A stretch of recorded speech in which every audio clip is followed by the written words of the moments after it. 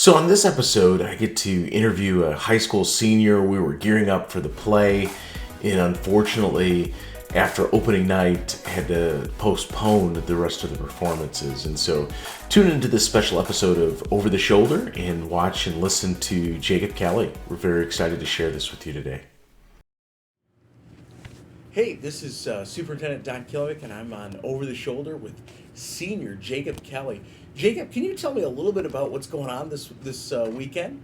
Well, this weekend we've got a musical going on at the high school. Seusical, big show. Lots of characters, all from the world of Dr. Seuss. You got such large names as the Cat in the Hat. Obviously, you've got Horton the Elephant. The Grinch will be there too.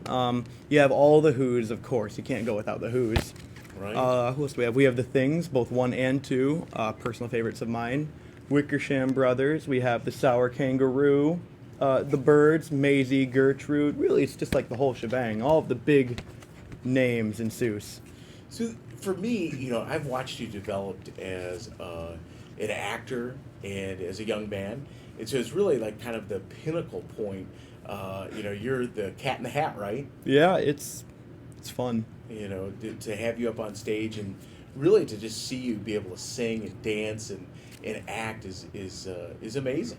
Well, I mean, what was it? It was my freshman year, 4 years ago. We were doing a chorus line back then, and we were joking around backstage, talking whatever. And what we said is, not that we'll ever be able to afford all of the costs, like the rights costume sets for Seussical, but if we were, they said that my ideal role would be the Cat in the Hat because I have a weird energy I like to bring to things. I wouldn't necessarily deem it weird. I think it's unique, and you have such a sense of humor that sometimes I just see you walking down the hall, and I'll just kind of smile and be happy because you have such a great sense of humor.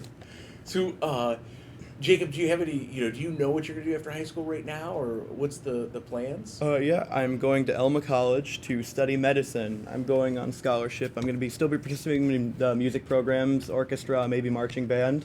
Oh, fantastic. So I brought you here today. March is reading month, and you're one of my favorite characters. And so I've asked you to read one of my favorite books for us, and so go ahead. All right, well, this is The True Story of the Three Little Pigs by a wolf.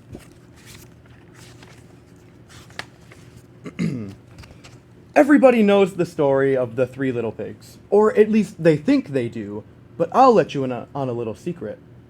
Nobody knows the real story, because nobody has ever heard my side of the story. I'm the wolf, Alexander T. Wolf, but you can call me Al. I don't know how this whole big bad thing got started, but it's all wrong. Maybe it's because of our diet. Hey, it's not my fault wolves eat cute little animals like bunnies and sheep and pigs. That's just the way we are. If cheeseburgers were cute, folks would probably think you were big and bad too.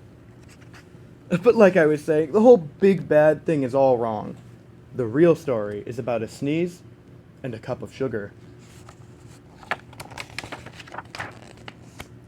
Way back in Once Upon a Time, I was making a birthday cake for my dear old granny, and I had a terrible sneezing cold. I ran out of sugar. So I walked down the street to ask my neighbor for a cup of sugar. Now this neighbor was a pig, and between you and me, he was not too bright either. He had built his whole house out of straw. I mean, can you believe it?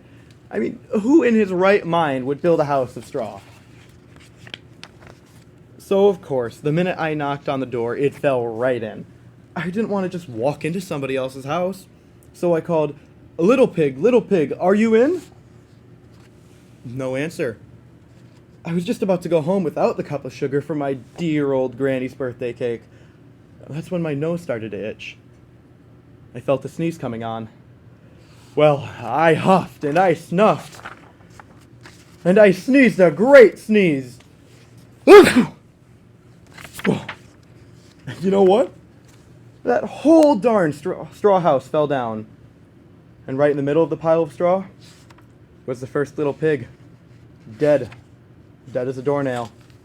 He had been home the whole time. Well, it seemed like a shame to leave a perfectly good ham dinner lying there in the straw, so I ate it up. Think of it as just a big cheeseburger lying there, made of pork. I was feeling a little better, but I still didn't have my cup of sugar. So I went to the next neighbor's house. This neighbor was the first little pig's brother. He was a little smarter, but not much. He had built his house of sticks.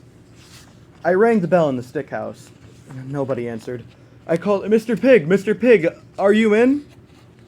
He yelled back, Go away, Wolf, you can't come in. I'm shaving the hairs of my chinny chin chin. I had just grabbed the doorknob when I felt another sneeze coming on. So again, I huffed and I snuffed and I tried to cover my mouth, but I sneezed another great sneeze. And you're not going to believe it, but this guy's house fell down just like his brother's. When the dust cleared, there was the second little pig, dead as a doornail. Wolf's honor. Now you know food will spoil if you just leave it out in the open, so I did the only thing there was to do. I had dinner again.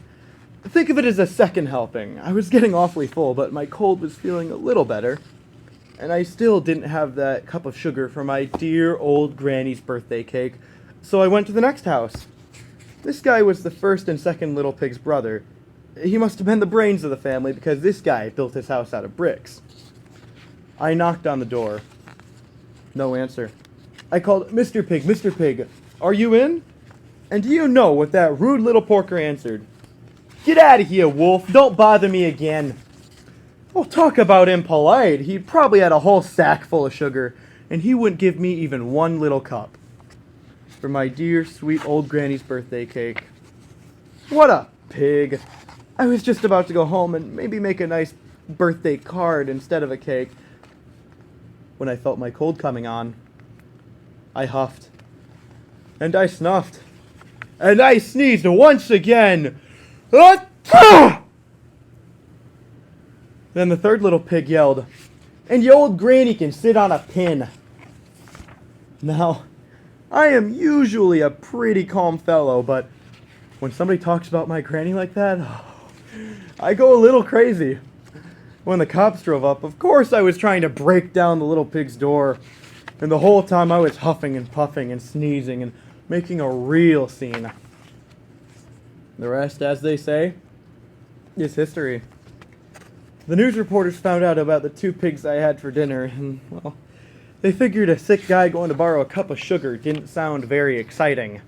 So they jazzed up the whole story with all of that huff and puff and blow your house down. And they made me the big bad wolf. That's it. The real story. I was framed. But maybe you could loan me a cup of sugar. Well, great story. Really appreciate you coming to visit today. Jacob, do you have any advice? Imagine you were talking to yourself in elementary or middle school. Do you have any advice for young kids? Oh man, specifically myself, maybe calm down a little bit and think a little bit more before you do something or say something. So just kind of relax before you take action. Yeah, and always there's a prerequisite. Recommendations, 30 minutes of exercise daily, eat lots of fruits and veggies, drink tons of water, stuff's healthy, and wash your hands for at least 20 seconds. Also, avoid touching your eyes and mouth. Always good advice coming from you, Jacob. I'm Jacob Kelley, and I'm a husky.